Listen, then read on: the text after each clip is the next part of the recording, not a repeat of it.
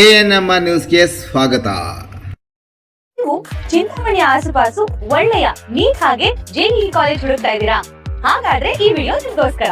ನಾನ್ ನಿಮ್ಗೆ ಪರಿಚಯ ಮಾಡಿಸ್ತಾ ಇದ್ದೀನಿ ಯುಪಿಯು ಕಾಲೇಜ್ ಹಾಗೂ ಕ್ಯಾಟಲೈಸ್ ಅಕಾಡೆಮಿ. ಚಿಂತಾಮಣಿಯ ಹೊಸ ನೀಟ್ ಹಾಗೂ ಜೆಇಇ ತರಬೇತಿಗೋಸ್ಕರನೇ ಮಾಡಿರುವಂತ ಕಾಲೇಜ್. ಇಲ್ಲಿ ನಿಮ್ಗೆ ನೀಟ್ ಹಾಗೂ ಜೆಇಇ ಎಕ್ಸಾಮ್ ಎಕ್ಸ್ಪರ್ಟ್ ಗಳಿಂದಾನೇ ಕೋಚಿಂಗ್, ಸೂಪರ್ ಸುಪ್ರೀಂ ಆಗಿರುವಂತ ಲ್ಯಾಬ್, ಸ್ಮಾರ್ಟ್ ಬೋರ್ಡ್ ಇರೋ ಕ್ಲಾಸ್ ರೂಮ್, ದೊಡ್ಡ ಆಟದ ಮೈದಾನ, ಯೋಗ, ಮೆಡಿಟೇಷನ್ ಸೆಂಟರ್ ಮತ್ತು ಸುಸಜ್ಜಿತವಾಗಿರುವಂತ ಲೈಬ್ರರಿ.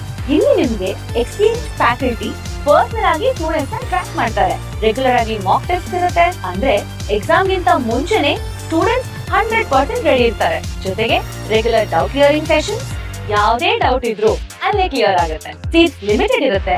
ಇವತ್ತೇ ಈ ಕೂಡಲೇ catalyzeracademy.com ಗೆ ಹೋಗಿ ಕ್ವೈರಿ ಕೊಡಿ ಅಥವಾ ಕೆಳಕಂಡಂತ ಫೋನ್ ನಂಬರ್ಗೆ ಕಾಲ್ ಮಾಡಿ. ನಿಮ್ಮ ಮಗುವಿನ ಭವಿಷ್ಯ ಕ್ಯಾಟಲೈಸರ್ ಅಕಾಡೆಮಿ ಕೈಲಿ ಸೇಫ್ ಆಗಿರುತ್ತೆ.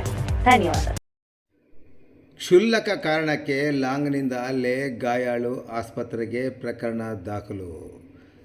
ಗಲಾಟೆ ಮಾಡಿಕೊಳ್ಳುತ್ತಿದ್ದವರನ್ನು ಮನೆ ಬಳಿ ಗಲಾಟೆ ಮಾಡಬೇಡಿ ಎಂದಿದ್ದಕ್ಕೆ ಅವ್ಯಾಚ ಶಬ್ದಗಳಿಂದ ನಿಂದಿಸಿದ ಮೇಲೆ ಕೈಗಳಿಂದ ಹಲ್ಲೆ ಮಾಡಿದ್ದಲ್ಲದೆ ನಂತರ ಲಾಂಗ್ನಿಂದ ಹಲ್ಲೆ ಮಾಡಿದ ಪರಿಣಾಮ ಕೈಗೆ ತೀವ್ರವಾಗಿ ಗಾಯಗೊಂಡಿರುವ ಘಟನೆ ಕೆಂಚಾರಹಳ್ಳಿ ಪೊಲೀಸ್ ಠಾಣಾ ವ್ಯಾಪ್ತಿಯ ಚೇಳೂರು ತಾಲೂಕಿನ ಏನಗೆರೆ ಗ್ರಾಮದಲ್ಲಿ ಗುರುವಾರ ರಾತ್ರಿ ನಡೆದಿದ್ದು, ಶುಕ್ರವಾರ ಗಾಯಾಳು ಶ್ರೀಕಾಂತ್ ನೀಡಿದ ದೂರಿನ ಮೇಲೆ ಕೆಂಚಾರಹಳ್ಳಿ ಪೊಲೀಸ್ ಠಾಣೆಯಲ್ಲಿ ಪ್ರಕರಣ ದಾಖಲಾಗಿದೆ.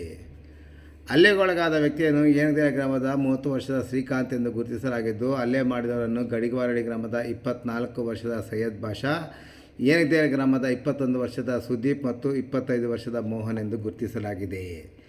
ಗಾಯಾಳು ಶ್ರೀಕಾಂತ್ ನೀಡಿದ ದೂರಿನಲ್ಲಿ ಏಪ್ರಿಲ್ 23ರಂದು ರಾತ್ರಿ ಸುಮಾರು 10:40 ಗಂಟೆ ಸಮಯದಲ್ಲಿ ಮೂವರು ಗ್ರಾಮದಲ್ಲಿ ಜೋರಾಗಿ ಕಿರುಚಾಡುತ್ತಾ ಗಲಾಟೆ ಮಾಡಿಕೊಳ್ಳುತ್ತಿದ್ದರು. ಯಾಕೆ ಇಲ್ಲಿ ಗಲಾಟೆ ಮಾಡಿಕೊಳ್ಳುತ್ತಿದ್ದೀರಾ, ಇಲ್ಲಿ ಮನೆ ಇದೆ ಎಂದು ಹೇಳಿದ್ದಕ್ಕೆ ಕುಪಿತಗೊಂಡ ಮೂವರು ನನ್ನ ಮೇಲೆ ಹಲ್ಲೆ ಮಾಡಿದಲ್ಲದೆ ಕೊಲೆ ಮಾಡುವ ಉದ್ದೇಶದಿಂದ ಲಾಂಗ್ನಲ್ಲಿ ಹಲ್ಲೆ ಮಾಡಿದ್ದು, ಎಡ ಕೈ ಅಂಗೈಗೆ ಬಿದ್ದು ನನ್ನ ಹೆಬ್ಬೆಟ್ಟು ಮತ್ತು ತೋರು ಬೆರಳು ಮಧ್ಯೆ ಬಿದ್ದು ಪೂರ್ತಿ ತುಂಡಾಗಿ ನೇತಾಡುತ್ತಿದೆ ಎಂದು ನೀಡಿದ ದೂರಿನ ಮೇಲೆ ಕೆಂಚಾರಹಳ್ಳಿ ಠಾಣೆಯಲ್ಲಿ ಪ್ರಕರಣ ದಾಖಲಾಗಿ ತನಿಖೆ ಮುಂದುವರೆದಿದೆ.